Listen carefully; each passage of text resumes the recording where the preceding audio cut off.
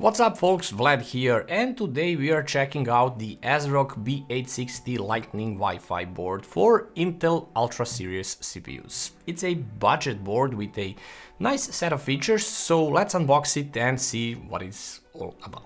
Looking for affordable Windows or Office keys? Look no further, I got you covered. Head over to scdkey.com, pick your Windows edition, use my discount code LE25 to get a 25% on any Windows or Office products. Once you complete your order, after a few seconds you will receive your code. In Windows, go to Settings, there should be an Activate Windows prompt at the bottom. Click that, enter your code and wait for Windows to finish activation. To check the activation status, use the command prompt with the command slmgr.vbs/xpr and you should receive a notification that the machine is permanently activated. Once again, use code LE25 at scdkey.com. The design of the board is a recognizable ASRock Phantom gaming style, that cool purple color on the IO shield, which is also one large heatsink, and thoughtful placement of other components throughout the motherboard itself.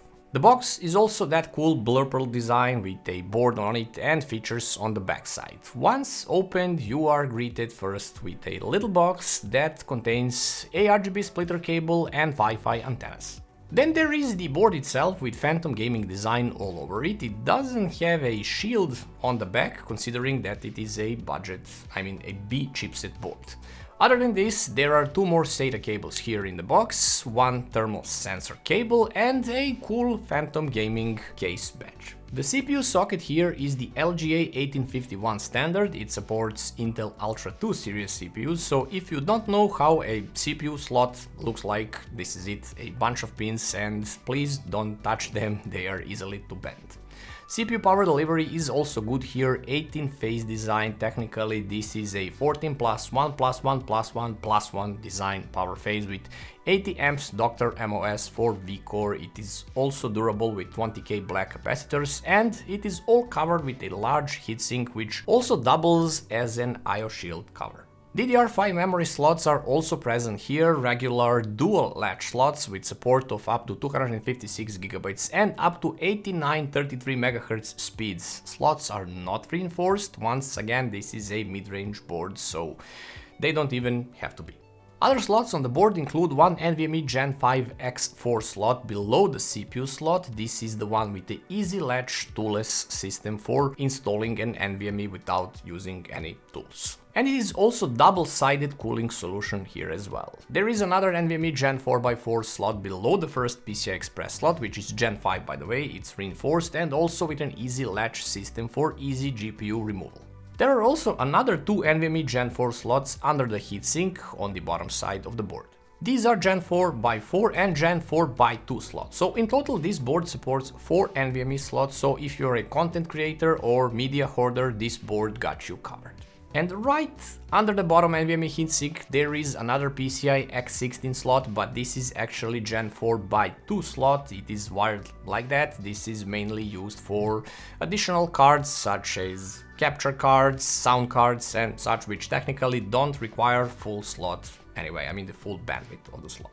There is also one little M.2 key E slot which houses the wireless card. This is an Intel Killer Wi-Fi 6E card which also supports Bluetooth 5.3 standard. Regarding the internal connectors that this board has, at the top side from the left to the right there are two 8-pin EPS power connectors. Then there are 3 PWM fan headers and 2 ARGB 5V connectors as well. On the right side, from the top to bottom, 24-pin power connector, front USB 3.0 connector, front USB-C connector, and angled USB 3.0 front connector as well, and 4 SATA ports. On the bottom side, from left to right, there are front HD audio connector, 12V RGB and 5V ARGB connectors, one thermal connector, then a clear CMOS jumper, 4 PWM fan headers, 2 internal USB 2.0 headers, and front I/O panel connector. At the rear side, the I/O shield is packed with ports. It has BIOS flashback buttons, so you can flash BIOS without the power and without CPU. It's a cool, neat option. Then there are two Wi-Fi antenna ports, display port and HDMI port for integrated GPUs in the CPU. There is one USB 4 Type-C port, which is also a Thunderbolt 4 port. There are 2 USB 3.2 Gen 2 Type A ports, 4 USB 3.2 Gen 1 ports, and 3 USB 2.0 ports. Next we have one LAN port for the 2.5 gigs killer E3100G LAN solution, and audio ports which include one SPDIF for the digital connection and just line in and line out for the analog connection. And this is entrusted to the ALC1220 codec, which is a proven solution. Next, we are going to take a look at the benchmarks with Core Ultra 7 265K CPU and Kingston G5 drive in the first slot and Kingston Fury Renegade Gen 4 in the second slot. So we can see how the Gen 4 drives perform compared to the Gen 5 drive here as well.